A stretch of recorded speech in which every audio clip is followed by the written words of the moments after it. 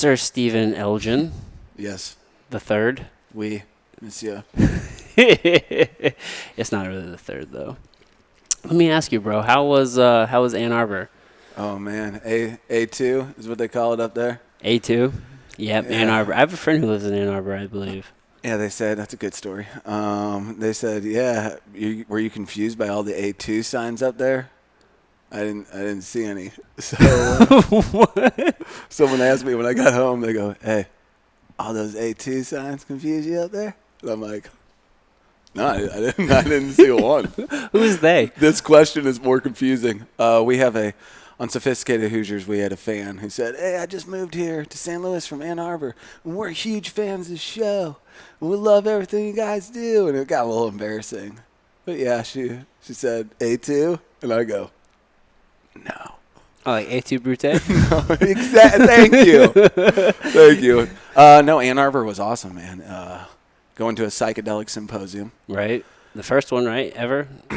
No. It's the first one there. There. Yeah, there. Held by the college. Yeah, they got a whole center for consciousness research or consciousness science, I believe. Yeah. If you want to be a researcher on psychedelics, yeah, now is your time. Dude, now's the motherfucking time. Now is the time because they're letting college students major and do experiments with DMT, with MDMA. Dude, that's what they always used to do. So back when like McKenna was teaching, you could just get MDMA and acid and all that stuff on a regular, and they were just doing these experiments. It's so weird what we call an experiment, right? Yeah. Isn't it? Everything's an experiment, isn't it? Everything is a fucking experiment, but when you put it in like a fucking school setting, all of a sudden it's academic. Yeah. And we're just experimenting like it's a double-blind study. You guys are in a basement. Yeah. Taking drugs. Well, that's the funny thing. Expanding consciousness. It was the next step from, I used to get all my information in college from a guy named Mushroom Mark. He was about 35 when I was 21, 22. Yeah. And he was the guy you went to get your drug information. You know, he had all the drugs in this little thing, and he's like, these are mushrooms. Yeah. You're going to laugh for a couple hours. It's going to take an hour to kick in. Yeah. You're going to laugh for a little while. Might get a little crazy. Make sure you're in a safe space. And we're like, okay, Mushroom Mark, whatever you say, buddy. And so that's where I was getting my information, word of mouth on the streets. I almost hate even using the word drugs. Yeah, whatever. I'm not into labels. You know me. I know, but when we use we put words on these things, and then people are fucking weird about it. And then they're like, say no to drugs. And it's like, don't say no to all of them, you know? The right kind of drugs. Exactly. But here's the thing. Everything's a drug. In a sense, I mean, sugar is a fucking drug. You're damn right it is. Oh, my God. Sugar's one of the banes of my existence. It is. Yeah. I will admit it here first. Sugar, I love it. I love this stuff more than life. You're a soda drinker? Yeah, sodas and cigs are my deal. It's the worst thing ever. I'm just killing myself slowly. What am I doing? Sodas and cigs? Come on. I love life too, man. I love life so much right now. Well, you're living it. Okay, so we're in Ann Arbor, A2. And A2. A2 Brute. We did it again. It's awesome. But so we wanted to meet Rick Doblin. That was kind of our main deal. That was the mission? If you don't know, he's the founder of MAPS, the Multidisciplinary Association of Psychedelic Studies. So he's a god to us, okay? He's been doing it since the fucking 80s. He talked about how he started MAPS. Yeah. About how he hit a kilogram of MDMA made for him. Still has some left over. I bet. I mean, a kilo. He can't do anything with it because it's not the approved MDMA. He can't use it in testing. Yes, so he has to have somebody else get regulatory paperwork done to test this stuff. Mm-hmm. But he even said in his speech, he's like, hey, if any researchers out there want to do some MDMA studies, we got a lot of it. We got a lot of it over here. And I'm like, where? And all of a sudden, I'm a researcher. I was like, you need guinea pigs, bro? Daddy wants to roll. No, it was an eye-opening experience to see it change from Mushroom Mark to all these grad students telling their stories about, their research where they were doing, you get in the science world and they're like, did you double mind study it? Did you check this? Did you do this? Here's this question. Did you think about this when you went into it? And that's the great thing about the psychedelic revolution, this new one. There are so many questions to be answered. There are so many questions to be asked. Yeah. The time is now to share that information. They almost had it in the 60s. Timothy Leary, he almost, he was one of those guys who was bringing it out to the forefront. I think the anti-establishment aspect of it kind of maybe hurt the movement at the time. Well, you know what? But now, the time is ripe. Dude, now's the fucking time. Have you heard that a lot of researchers, because he wasn't the only researcher right at the time. He was the most well-known because he was the loudest. I was reading something, and a lot of researchers were like, they feel like he actually set things back. I could see that. Because he was just so flamboyant with the shit. Yeah. And when they were doing research, it put them on blast, and then it just put a negative light on it. Oh, yeah. Have you heard that before? I mean, I don't know if I've heard that, but I can definitely see that being something that is said because it seems like it's probably true. Yeah, but they did almost have it during that time. Oh, they like the free love and the idea that maybe this is all connected before the internet even existed, and now we have the internet and we realize, we've almost actually connected everything.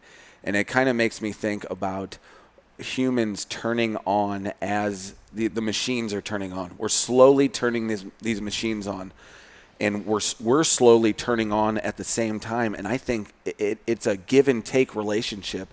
Because if we don't turn on and realize that we're all one and that these world leaders maybe go down the K-hole and the DMT Alice in Wonderland trip, maybe if some of our world leaders have seen that, have been there, have been, given the information that we all are one, then maybe we can start moving towards a whole new world, a spectrum of what we have to before the machines do get here, because everyone talks about, I love AI.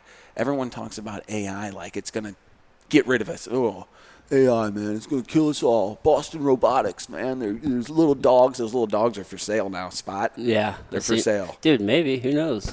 No, they are. I just saw an ad. No, I'm saying maybe they'll kill us. No, they're not. I don't fucking know. They're not. I think that if we still have a little hate in our heart, maybe. But I think the more psychedelic use, and even it doesn't take psychedelic use. It takes, being taught love as a kid and being held as a baby is one of the most important things that can happen to a human. That's certainly true. Because there are some studies that have been done that said your brain grows differently whenever you're not held as a child and just made to feel love. Yeah. Yeah. What were you going to say? Because psychedelics have a lot of, they take care of a lot of the symptoms of trauma. Trauma and love. They really do. Let's get rid of the trauma. There's a lot of good research going on. But you know what, dude? So you're talking about everything being connected and whatnot. You know where my mind went was, the mycelia, we're all, everything's already connected, right? From plants. With the mycelia fucking, what's your mycelia media? Yep. Right? So you're already there's this whole highway system of fucking mushrooms, essentially. Yeah. Connecting fucking everything. And they have their own intelligence. Sure. It's amazing. It's this crazy cycle. It's an amazing thing, and everything dies and comes back. The whole circle of life. It's the fucking circle, bro. Yeah, so you're talking about how we become more and more connected. I'm thinking, well, everything's already fucking connected. Yeah, and when you think about it on a molecular level, these are all just atoms bumping into each other. Just because we can't see the atoms in between us right now doesn't mean that we aren't actually connected by proxy through all these things that are vibrating in between us. We're all vibrations, bro.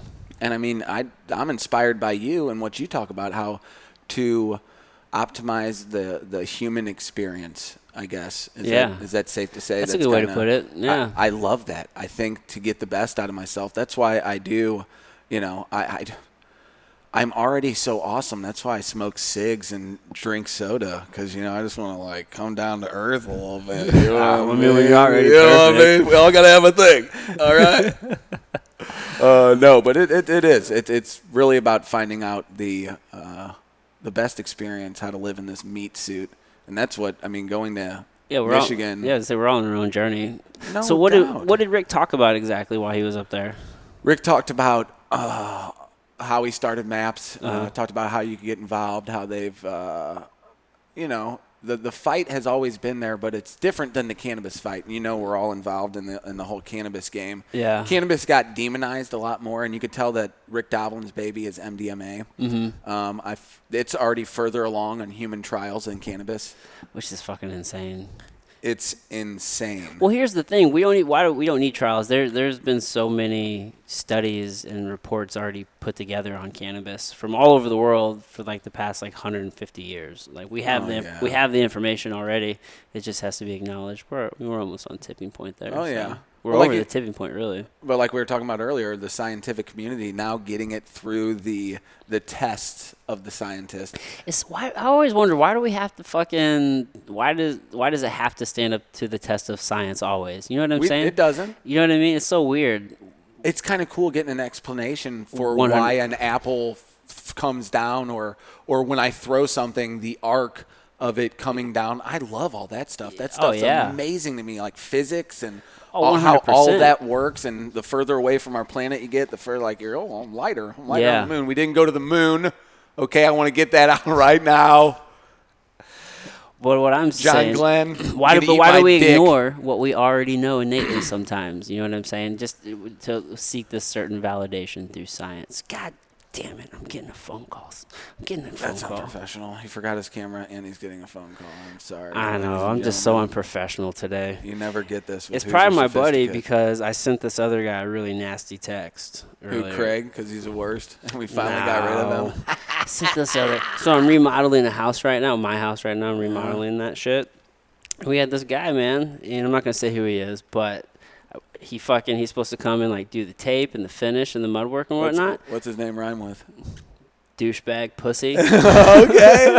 Oh, Hooshbag Dussy? Yeah, he's cool. I like that guy. Yeah, cool. Super cool guy. But dude, he fucking didn't finish the job, hasn't fucking returned texts, hasn't returned calls, and I'm just like, I can only be nice for so long. He's ghosting you. And I was just like, dude, you're a fucking bitch ass pussy, dude. I do all that stuff, all that drywall and mud. Do you? And taping. Yeah, but I will never do it again. Oh, well. I know how to do it, though. I just like to say that I know how to do it. That's pretty cool. It's not hard to do, but it's hard to be good at it. It's just like another alpha male thing, just two alphas just kind of breaking it down. Yeah, we'll go lift weights later. That's what we do. I don't work out. I just lift heavy barrels of drywall mud up like this. It's great. I feel like, you know what? I feel bad. I probably shouldn't have sent that guy because, I don't want to put negativity and bad energy into the universe. So I feel bad. I probably shouldn't have sent this guy this text telling him how I feel. But sometimes you just got to be fucking savage and be like, fuck you. I agree with you. How I feel. What do you feel? What do you think, Rick? You just got to be a fucking... if you're going to be disrespectful, maybe this is just the energy that he's accumulated and now I'm returning it to him because he's being a piece of shit. It makes me think of coaches. Some coaches are like, hey, buddy, try to do better. And some kids are like, all right, I'll try to do better. And some coaches are up in your face like, you're the biggest piece of garbage shit that has ever walked the planet. If you don't get your ass in gear, you'll be riding a pine till October or whatever. And you're like, okay, and that gets the best out of somebody. So you can't be worried about putting that negativity out there, that negativity. Okay? Don't worry about it because you just made him a better person. Maybe. Or, he'll fucking kill himself. Whatever. It don't matter. One or the other is going to happen. We're all going to die. We are all going to die. Okay, Michigan. Rick Doblin's talking about the MDMA. He's like, oh, it's awesome and stuff. And then they had a bunch of other speakers who were phenomenal. Yeah. They're all doing what did you get out of it? I wanted to know more. I was big into cannabis. Then I researched more about plant medicines, all kind of happening at the same time. Now I realize that psychedelics, I wonder if there's some sort of system we can do that, maybe you use a little MDMA, maybe you use a little bit of psilocybin, maybe you use a little bit of ayahuasca, and they figure out a nice little a trauma kit to get these people with trauma. But really the most important thing I've taken from it is that we got to try to knock all the trauma off before it begins. Like, I know I'm naive and shit, but I really think we can get to a point where we're not fucking at war with everybody all the time. You think? I do. I really do. I think the major cause of all that bullshit before the new generations come was the lack of fucking communication. I could always go tell my people that your people were the cause of all my fucking people's problems, and my people will eat it up because I made their problems. They're just looking for somebody to blame.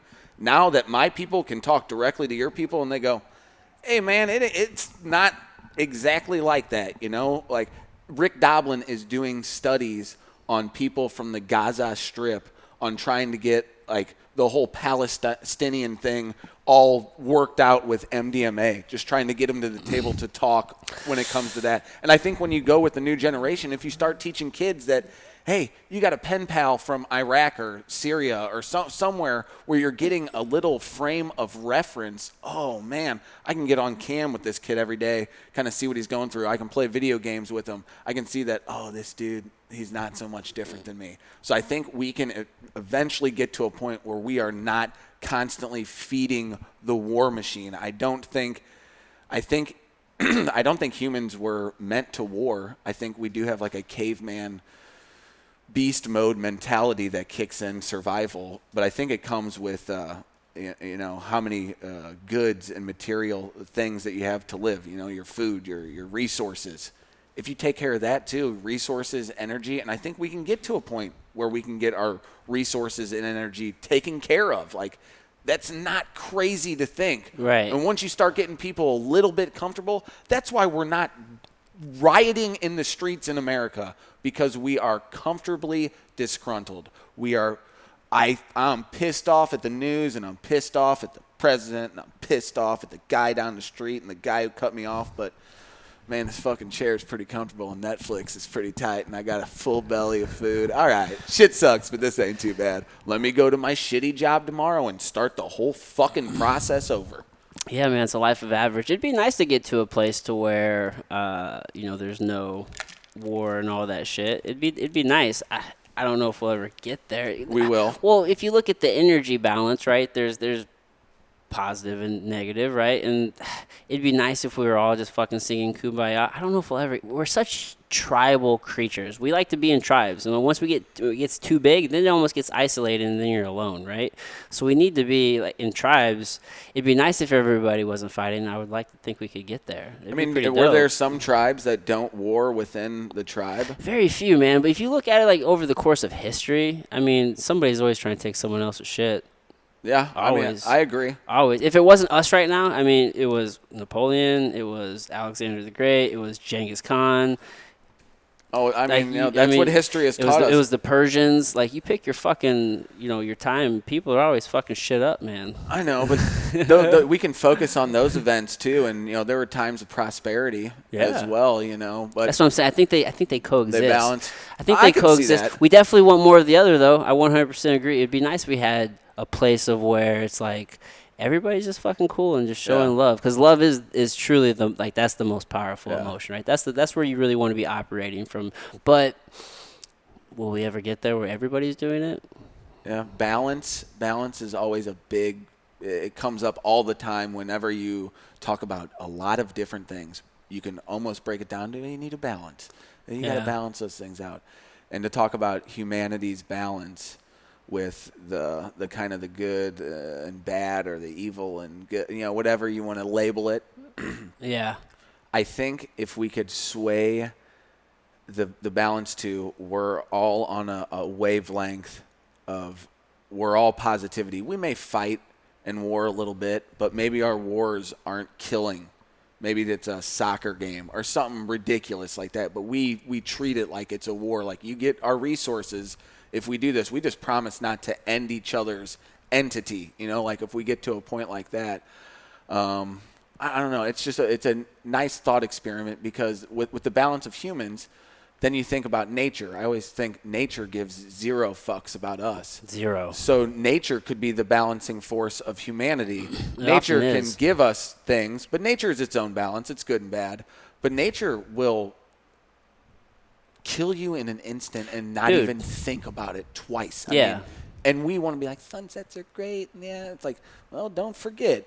You could be nothing in the middle of the ocean and gone forever. And nothing. The world, so we're fucking up a lot of shit in like the world, and like we're as a human species, we're kind of making certain things pretty unlivable in a way, right? All that's gonna do is kill us. Like this human species, right? We're fucking shit up for us. The world itself will probably be fine. It'll like figure it out. It'll, you know what I mean? Yeah. It'll just be uninhabitable for a really long time. But the planet itself will probably be good unless it gets like smashed by something, right? But as a species, it got so weird to the point where we started polluting. I live by River to Pear, and I see when it flooded, it was so polluted, and people were posting on Facebook, "Isn't this ridiculous?" Yeah. And you know, I think about when a river would have flooded, say, when the Native Americans were around. The water rises, it goes back down, and maybe there's some trees and some sediment and mud, but there were no paper cups. And when did we get to a point where we switched to say, yeah, it's okay to make this waste and throw it wherever? Because as a species, we should be so against that. Yeah, convenience. I think, I feel... I don't know which generation they would label it as, but the earlier generation, I think they're just super short-sighted.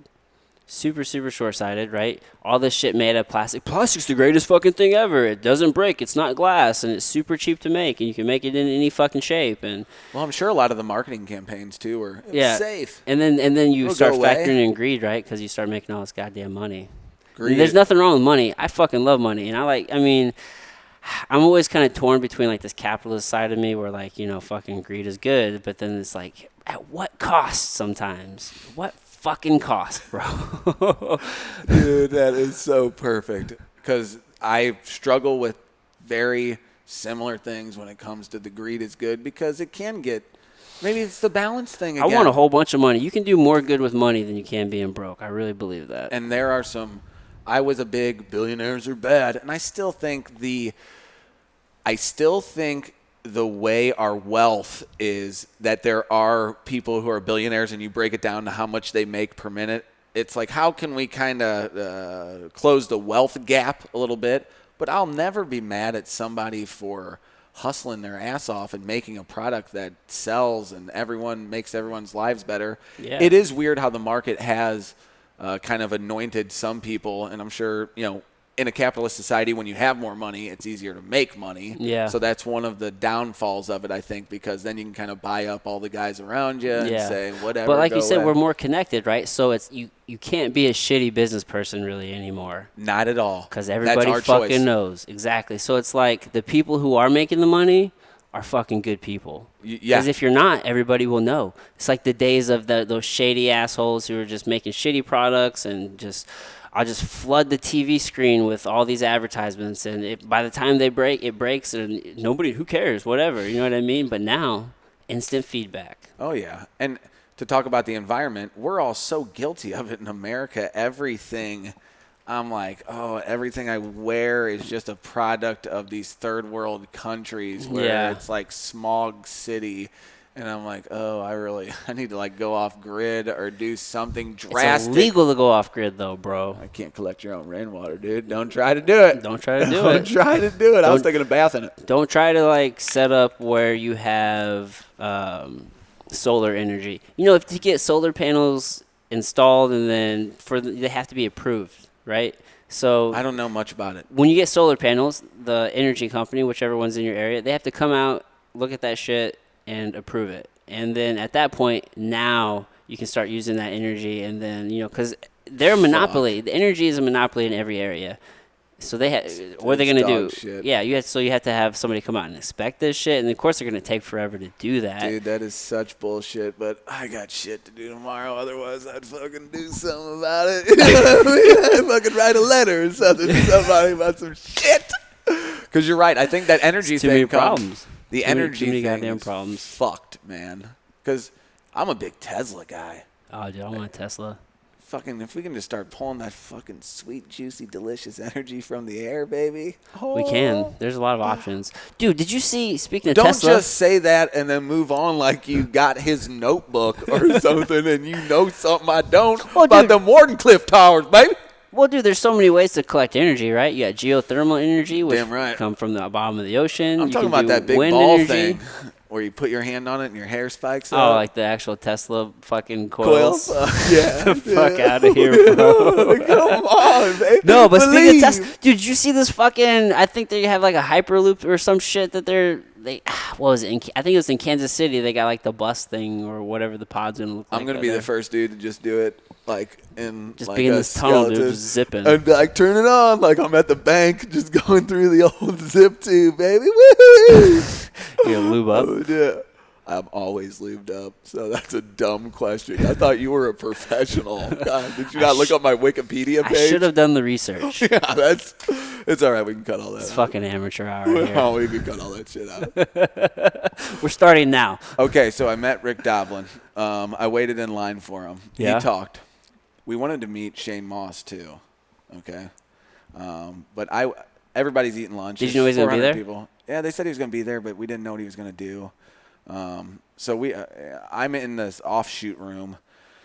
I end up waiting for Rick Doblin like a stalker. That was my kind of theme of the trip. I'm just gonna linger until someone talks to me. That's fine. I don't care. I'll just linger until someone talks to me. And that's what I did. Uh-oh. We got hot mic. Not hot mic.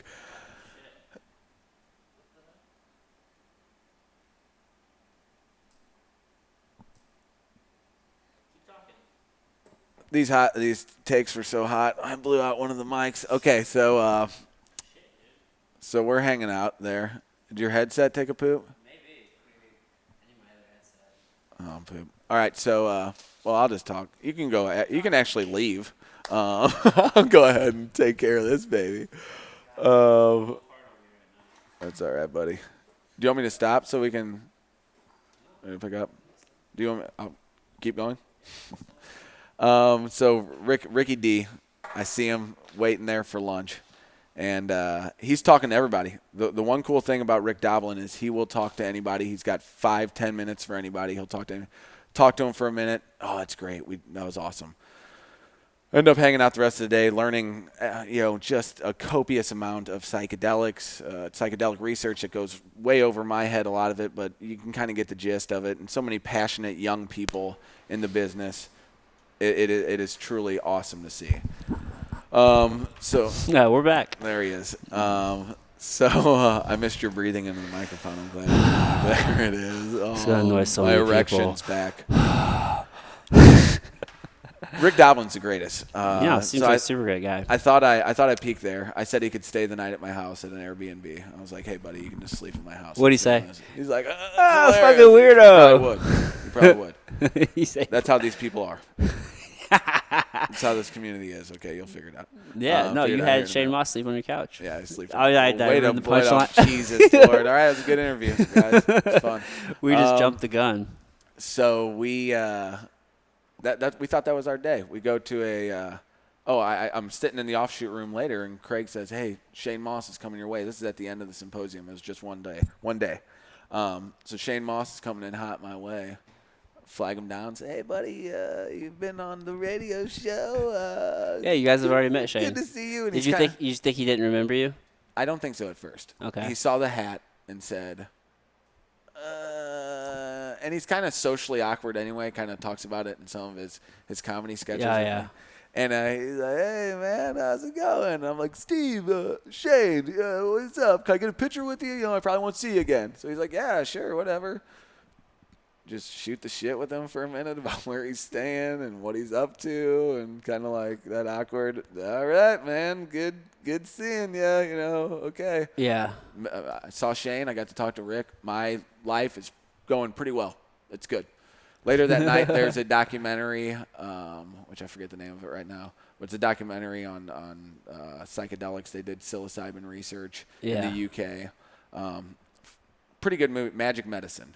And it's like 2013, so it was cool to see that movie and then ask the people, oh, what's changed in the research since then? Yeah.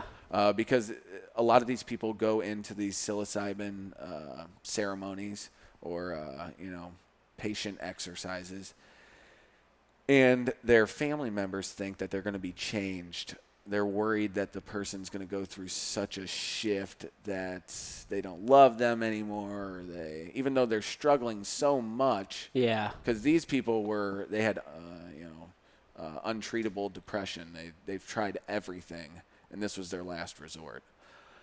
So it worked. They showed 3 cases. It didn't work that well. On the 3 cases, they wanted to show kind of what it does. It always works right off the bat. These people start feeling real connected to everything, but they go back to their old lives, and it's real easy to fall back into these old that's environment. habits. Totally. But they come out like, oh, man, this could be it. This is the start of a new life. You just got to keep it going. That's why I was so fascinated to see what kind of combination, you could do, like start MDMA and then you do a psilocybin retreat. And it's a year-long thing of you having 3 ceremonies and therapy the whole time. And then maybe you can finally start figuring it out, and we'll start figuring out some core issues. Yeah, you may only need one of those ceremonies. Totally. Some of the people did. Some person had one psilocybin experience, and their depression was gone. Right. They still, to this day, since 2013, their depression is still that's gone. some fascinating shit. It was untreatable. Yeah. And they're like, okay, yeah, no, I'm untreatable. I get it. Yeah, exactly. All the meds the doctors were giving them weren't working. So we watched the movie. Well, Shane comes in at the end, and we're like, oh, it came in like during the middle of the movie, and we're like, oh, that's a 7-foot dude walking down there, and dressed like he's from the grunge movement of the 90s. We're like, that's him. So we see him, and again, I just linger outside of the movie after it's done, run into him. I'm like, hey, man, it's funny seeing you here. I follow him into the bathroom. Did you really? I was going to. I didn't, okay, because he got stopped by somebody else, so I got to go in before him. So I go into the bathroom, and, of course, I'm like, hey, funny seeing you here. Like, hey, what's up? And he's like, yeah, man, cool. And he had this old podcast called Riffin'. The Riff Board. Okay. Riffin' with the Squeege with Dave Waite. And it's 12 minutes of them going, hey, this is the morning radio show, and I'm riffing with the Squeege. Hey, Squeege, you're out at Arby's. What's going on at Arby's right now? I'm just eating a sandwich out here. I don't. Just enjoying some Arby's. All right, Squeege. That's what they did? It was this whole thing. And he had this whole bit about, oh, okay, ring, ring, ring. Hi, this is the concierge at your hotel. Oh, hi, I'm in Indianapolis. I need some stuff to do. Oh, okay, well, I'll tell you one thing you can do is, it's my dick. And he had this whole bit to where I just thought it was the stupidest, funniest thing ever. Yeah. I loved it. I told Craig, I was like, buddy, this is the greatest podcast of all time. So I made a few references of that in the bathroom. Okay. What did you say? I said, hey, pissing with the Squeege. Am I right? And he's like, okay, this guy kind of knows my stuff. What's my old jam? This guy, okay. He's a day one fan. Yeah, exactly. So that was kind of cool. And again, I'm like, guys, I just did it. And I come out and Craig goes, you idiot. You missed the joke. And I go, what? What did I do? I'm walking on sunshine. He goes, you should have went with the, hey, man, what are you doing? I'm like, nothing. Yeah. You know what I got? It's my dick. I should have done the it's my dick joke in the bathroom, and I fucking missed out on that one. Dude, that would have been good. Whatever. I mean, so I fucked up. I'm okay. Keep moving forward. I get on the phone with my wife outside the bathroom. We're hanging out. They go try to talk to some of the researchers. I brought, actually, old boy Tony Elgin, that guy's dad, who's awesome. He was actually Zach for the weekend. He was supposed to go. What an idiot for missing out. This is the best I get to tell this story in front of him. I forgot you were supposed to be there. This is awesome. So his dad was there. Which makes it a little bit better. Yeah, it's even better. Awesome. Fucked up, bro. Yeah, I know. So we go. I love you, Zach. So we go. I'm outside talking to my wife, and she says, "Hey, what's up?" And hey, I just talked to Shane again. It's pretty awesome. He comes up to me, Shane, and he's doing one of those, oh, I want to interrupt you, but you're on the phone. I don't want to interrupt you. So I'm like, Shane, I'm on the fucking phone. What do you need from me? Because at this point, I'm like, I got to start nagging this guy Shut hard. up. I got to start nagging him. What really happened? I swear to God, I was nagging him hard. I was just trying to. I was full of jokes. I was like, I got to make the jokey man laugh. I can make the joke man laugh. Well, you're the guy for it. Oh, it runs thin. I'll be the first to admit it. After a while, I'm like, I'm sick of myself. Jesus Christ. I'm sure he was like, all right, cool. You got me a couple times. Can you knock it off, please? No, we had a good vibe all night. Don't worry about it. So he says, hey, we're going to the tequila bar down the road. And we go, cool. That's what we're going to. I'll go to the tequila bar with you. I was like, we were going there anyway. If we see you guys there, whatever. It's cool. I was going to be there. No big deal. So I tell my wife, hey, honey, I'm sorry. Shane just needed to tell me what bar him and all the scientists were going to go drink tequila at. I'll be home tomorrow. Kiss the kids for me. So we go to the tequila bar, and Craig's in his element. He's drinking tequila, throwing out stories about, curing his Bell's palsy and having this whole deal. And me and Tony are sitting on the outside just like, is this real? This is hilarious. So we start telling some trip stories, and the night goes on, and the scientists and the grad students are starting to leave, and then it just is Shane and us. And we're drinking some tequila, and he orders one more. So I'm like, where is this night going? You think it might be going, you might be going home, going to bed. And she orders one more, and you're like, well, I guess it's game time, bro. I wouldn't know. I've been married for 45 years, so I have no idea. If that's you can imagine. You can imagine, though. That would be nuts. It's what I thought whenever I dreamed it. Yeah, exactly.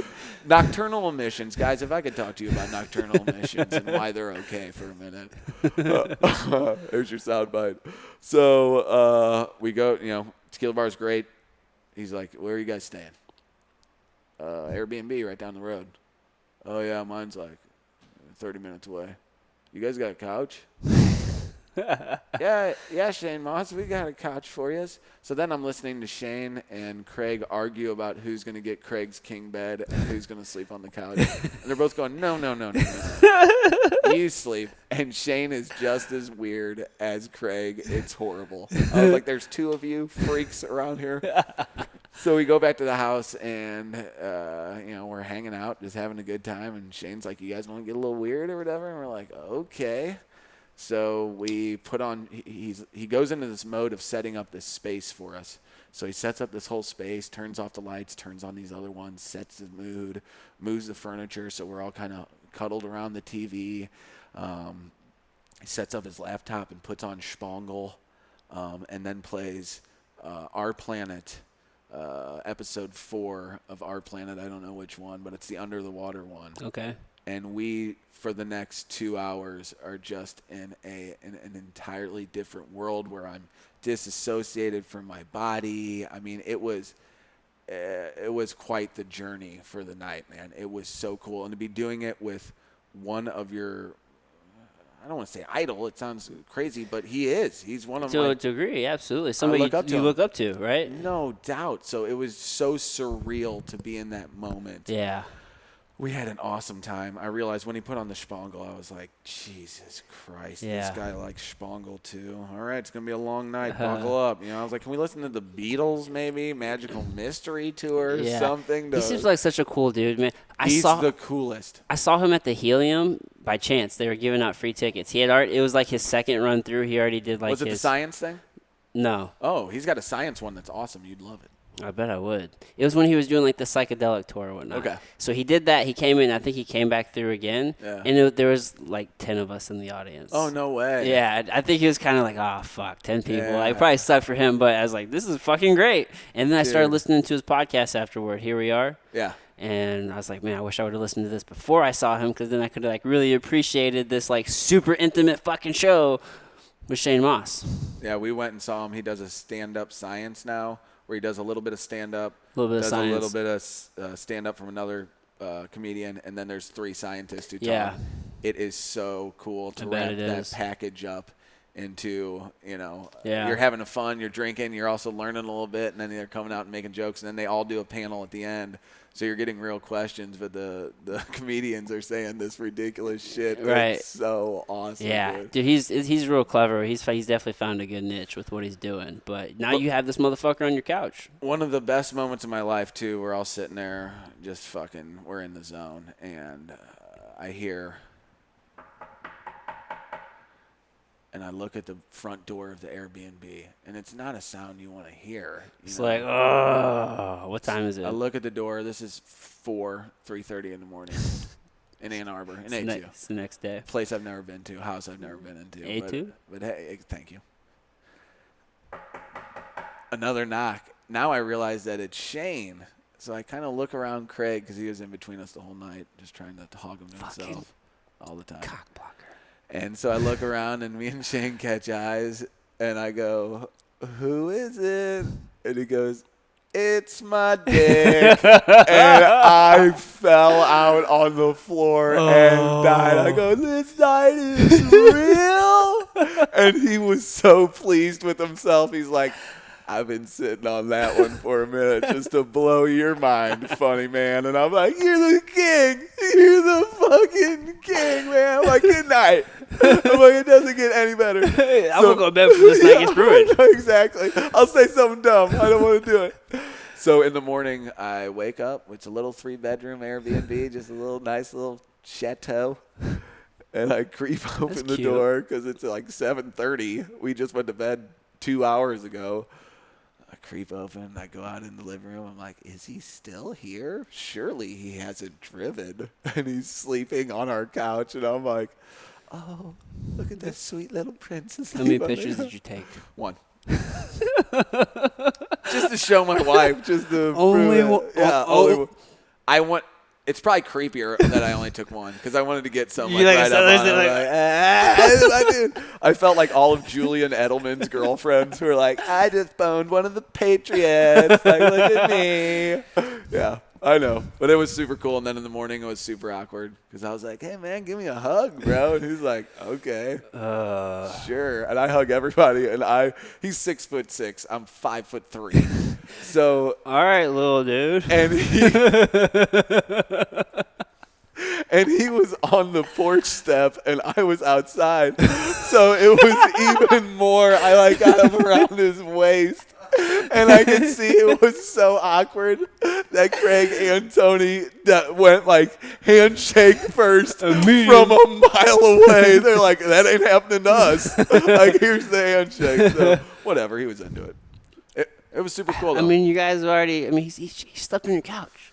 Yeah, he should remember us unless he does it all the time. Which I don't know. He might. He's like, oh yeah, another one, another. Just two random guys. Just add them to the list. Yep, 3 random dudes I spent the night with again. You think I can keep them all, track of all of them? How do you keep them straight? You can't. You can't. Life of a roadie, bro. Can't keep them so straight. really, you're just a groupie that he just used you for a one night. He just needed a place to sleep, lay his head down. If that's the way you want to look at it, Mr. Brightside. I mean, do you feel cheap? Do you feel cheap? No, it felt great. You are. It felt great. I don't care. I don't fucking care. Whatever, dude. I don't. Hey, use me and abuse me. I don't care. If you got it, flaunt it. Probably doesn't even never return a text from you. I didn't get his number because. Didn't even get a number? What? We're friends on Twitter. And we said, hey, can I get one of your phone numbers to get the address? And Craig's like, like a fucking Billy the Kid with his fucking iPhone. I'm like, you cocksucker. So I didn't want to be like, put your number in my phone too. I'll get it from Craig and send him a funny text. So okay. He hasn't texted Craig back, which is good. It's not fishy. Not at all. Send him the picture I took of him. Sounds like a pretty rad-ass time, though, dude. It was fucking phenomenal, man. Yeah. So quick 24-hour trip? We stayed Tuesday to Thursday. Okay. And it was on Wednesday. All right. So we left Tuesday. Got there the day before, did the thing. Yeah. Yeah. And we thought weed was recreationally legal there, but it is, but it's not. They don't have the shop set up. You're supposed to be outside with it. It's just a bunch of shit. You gotta be careful, man. Catch a ticket. So stupid. Yeah, it's a fucking plant. Have you read this? There's a book. I shouldn't ask you. Have you read? Do you read? No, but there's this great book called Smoke Signals, and it's about the complete history of cannabis in all different fashions. Okay. Solid fucking read, dude. Okay. Check it out. I could read about that. I don't know what brought. Oh, it was just talking about a lot of the different social things and the changes and the politics and all different areas, if you care. Yeah. No, that's what's cool about all these studies done at that conference is that they will shape policy. Somebody will write a book about this. They'll write a book about the psychedelic revolution. No doubt. They already are. One of the guys there is a historian, and he was kind of writing the new chapter. As it's happening. Now. Yeah. It's fucking fascinating. Doesn't Rick Doblin have a couple books? Probably. That fucking, I don't know, I feel like he had like some special like anniversary thing pretty recently. Yeah, I feel like he did. A pretty expensive book. I was like, I should buy this book. Yeah. Because it's history. You should, no doubt. I'll get a signature for you too when he's crashing on my couch. I'm gonna come over. When's he coming to St. Louis? Well, the Drug Policy Alliance. Is he going to be at that? Yeah, he is. The Reform Conference? Yeah, November 11th or something like that. Something like that. Are you guys going to be there? You guys God, yeah. Yeah. Well, he goes, I'll come on the show. Oh, he's going to be on your show? Because we go, yeah, we do this on AM radio. That was the craziest thing, I want to get him on the fucking show. Yeah, we'll line it up. Let's make that happen. That's why they brought Shane there. They go, we just want you. They brought in a podcaster to talk to all the people after they talked. So that Michigan had all of these things on file over this podcast. Yeah, how can we make that happen? Because that's what I want to do. Yeah, that'd be great. We want to do a whole stand-up science deal, like an all-day thing. Get Shane out here, a couple comedians, and then a bunch of psychedelic researchers. Well, the beauty is, like, your show format is different than my show format, right? Sure, it's better. So it's no, it's not. We're tied down to the AM radio overlords. But are you tied down? No, not at all. Like, why don't you guys just do a podcast? We could at this point. Like, why not? When we went to the conference, though, everyone was very surprised that people on AM radio were talking. They're like, you guys are on AM radio talking about psychedelics? That's still a thing? Yeah, I know exactly. We're like, yeah, we are. You're like, I thought those all burned down. It's kind of like satellite, but better. What a worse signal. Well, if there's an apocalypse, there'll still be radio. Yes, we come in. Will there, though? hard. If those towers get wiped out, will there? Sure. On your ham radio? I'm good, yeah. Yeah, you get like a potato and put some wires in it. I'm pretty sure you got AM radio, bro. You're good to go. Put in a dish of water with the toothpicks, and then the roots start growing out. Yeah. No, but seriously, why still the radio? Oh, it helps us get interviews. Okay. It does right now, and it's super cheap. But you guys have so many, at this stage of the game, you have so many, you have so many episodes, like you have the track record now. Yeah. Well, our guy, too, Seth, works for the radio station. Yeah. So right now it's a little... you lose the radio, you lose Seth. I fucking wish. If that was the case, I would do it now, okay? Seth, I hope you hear that. We found a way. He'll never listen to this. You found a way. He's a fucking piece of shit. He'll never listen to this. Probably won't. Nobody listens to this, actually. Oh, good. Well, this episode might break the fucking internet, bro. I hate to fucking do it to We you. might get one. My mom. She'd be into you, too. You're just her type. I got to keep you away from my mom. I'm pretty racially ambiguous, I'm actually a lot of girls' types. She likes that. Okay, well, settle down. I'm just saying, the imagination just starts running wild. Yeah, like this fucking handsome son of a bitch over here, dude. Fucking tell me about it. I had to sit with both of you guys. Fucking hair all flared, bro. It's stupid. He keeps doing that. If we had him and Craig here, we'd have the tail of two hairs. Let's not get crazy. The tail of two hairs is right here on the front of my head. Here's the tail of two. You going bald, bro? Yeah. It's all right. I didn't want to get into that, but we'll do a whole episode. How the fuck did we get here? How did we get anywhere? That is the question, isn't it? How did we get here? Yeah. Here we are. Yeah. Will you come on Hoosier Sophisticate? You tell me when. I keep asking you, motherfuckers. Well, do something exciting and we'll have you on, okay? I guess I'm just not worth it. Like, whoa, I'm in the media. I want to be on the radio, bro. Yeah, well, you're just shit all over AM radio for 10 minutes, so fuck you. You'll never be on Hoosier Sophisticate as long as I live and breathe. But if I'm on the radio, I can't curse. I know, it's kind of fucked. It's kind of fricked up. Do we have to take song breaks and stuff? Yeah, I'm a DJ part-time. I've spent Do I just come do a segment 90s for like 10 minutes, or are you going to let me jazz. come and hang out for how long You are you can guys hang on? out the whole show. How I would long's the whole actually how long's the whole show? 2 hours. Okay. I can do Act like you don't know. 2 hours. listen all the I don't know, dude. How long is it? I don't watch you guys, bro. What do you do? Cool. Sounds fun. You guys are just always on live and stuff. Yeah, we are. Hoosier Sophisticate live on Facebook, Mycelium Media on YouTube, and such. What time? What time? Mondays, but that could all change real soon. I thought it was Fridays. It was. We're quitting. We're quitting AM radio. Adam talked me into it. We're done with it. All right. I'm done with it. Done? It's official? Done. Do you need Is this the announcement? co-host? This is. I'm actually a one-man show. I mean, just sort of. Except when someone's sitting there. And we're probably going to get Rick a mic at some point. Oh, cool. Rick's first in line. All he did was bring everything. He adds no value. I actually thought about firing him, but Yeah, I'm just obviously. like, Get rid of this the guy. show. It'd just be us sitting Can you with fire two people you don't headsets pay? on. Can you do that? Can you fire people you don't pay? Sure. I fired our intern in the middle of a text conversation. Scott, our intern, you probably know because you listen to the show. But we're going back and forth like, you know what we got to do for ratings? We got to get these videos together. We got to do this, and we got to get our calendar. Oh, by the way, Scott, you're fired. The next thing we got to do, and just threw it in a series of texts, and he didn't see it for a while, so he's like, oh, wow, bro. And I'm like, Really? yeah, exactly. I Really? was like, fuck, I'm kidding. Kind of. Get your fucking shit together. That was a half-ass warning. That's all you get. Okay. Passive aggressive much? No. Never. How long is your stupid show? As long as we want it to be, really. Usually an hour. Oh, I don't. Usually an hour, or if It's had to have been about 3. it's been 51 minutes and 6 seconds. Oh, cool. You got a Bumble date? Oh, fuck. Sorry, Bumble's the shit because they hit you up. Oh, really? I don't know. Well, you don't date. No, I have no. I don't. No I mean, clue. I have a girlfriend too, but I remember the app.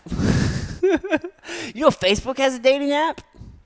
Not an app, just a section where you can kind of meet people. Really? Yeah. That's terrible. You're on Grindr though, right? Dude, you want to hear a funny story about Grindr for our last 9 minutes? I got one for you. Okay, so I'm at the gas station there at what is that? The Shrewsbury Metrolink station. Sure. Right there, the Murdoch cutoff. Okay. There's that gas station. There's a bunch of sketch balls running around that place all the time. This old dude coming out of the freaking woodwork. I park my car, and he's like, hey, you got a minute? And yeah, I do. I have a minute for people. I hate that about myself. You're a kind soul. It's stupid. So I'm like, yeah, I do. Blessing and a curse. If you want to live that life, bud, in my head, I'm like, if you want to live that life, you better go see what he wants. So I'm like, yeah, what do you need? And he's like, I just need some money. I just came from the Metrolink. And I'm like, sorry, all I got is plastic. All I got is plastic. Sorry. So he's like, okay. I go in, grab my cigs and sodies, try to kill myself slowly, and I come back out to the car, and there's this little gentleman. I don't know if this is appropriate, but I'm just listening, dude. Just like a little feminine gentleman. You're also on Instagram. That's cool. Right Do now. whatever you got to do. Put it all on me, baby. So this little feminine gentleman is standing by my car, kind of like hips cocked and kind of like in a little shirt, kind of like my cucky shtick, you know, Yeah. kind of except like fully living it. And he's like, hey, can I talk to you? You're not on Instagram, bro. Hey, I'm Hoosier Sophisticate. No, but you. Yeah, I'm not putting all that out there, like pictures of my fam and stuff. I can't do it. So anyway, this guy's standing by my car, and I'm like, what is this? This is going to be trouble, okay? This is going to be a whole lot of trouble right here. Well, yeah, what do you need? He's like, can I borrow your phone for a second? And I'm like, sure, you can borrow my phone. He's like, okay, let me hold it. I can't let you hold my phone, guy. Like, he was little, younger. Like, I thought he could outrun me. I'm like, no way. No way. I'm fast. Yeah. No way. You'll get away from me. So he's like, okay, you can put it on speaker and then dial this number, and you can hold it. And I'm like, that's a great idea. We'll do that. Dial the number he wants me to. Starts ringing. Guy picks up. Hello? Hey, this is Jay from Grindr. You're an accomplice. I'm supposed to be meeting you at the Metrolink right now. Where you at? Okay, whatever. So me being me, I'm standing there and he gets off the phone. I'm like, so Grinder, huh? All right, my man. You know, like, my man. All right, dude. And he's like, you gay? And I'm like, no, whatever. It's cool. He's like, oh, you're bi?